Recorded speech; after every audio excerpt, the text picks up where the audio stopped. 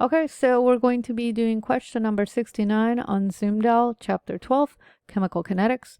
And so question number 69 says the activation energy for the reaction, and then we see a reaction right here.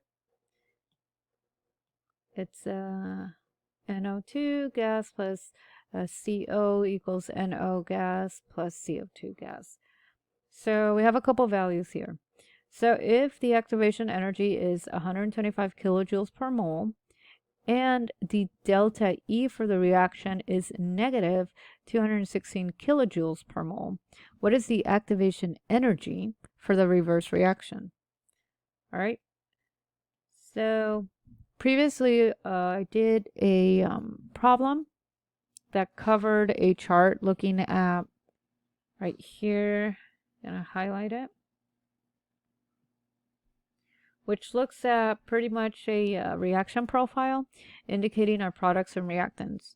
And then if we use that chart, keep that chart in mind to answer the question, we can then think of two things here.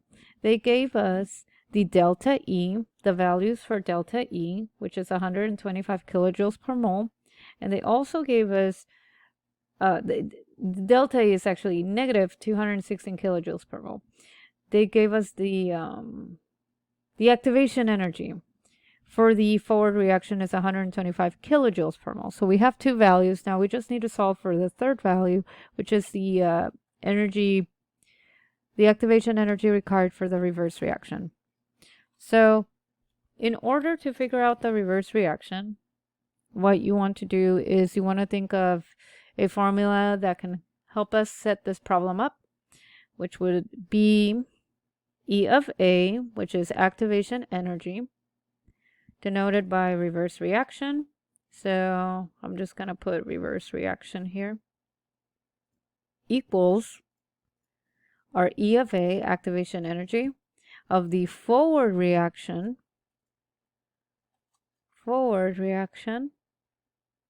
plus the delta E. In this case, it would be absolute value because we're going backwards. So it always has to be a positive value. In this case, we have a negative value because it's going forward. But since the activation energy needed for a reverse reaction, it has to be a positive value. Okay, so we're going to be using this formula to answer this question and just input the values. Okay, so then that means E of A for the reverse reaction,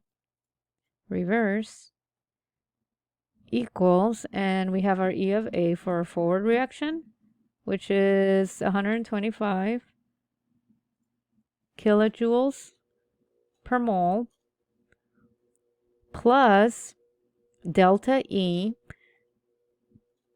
absolute value, again, because we are doing a reverse reaction. As you can see here, we want to do the reaction in reverse, as you can see from the chart.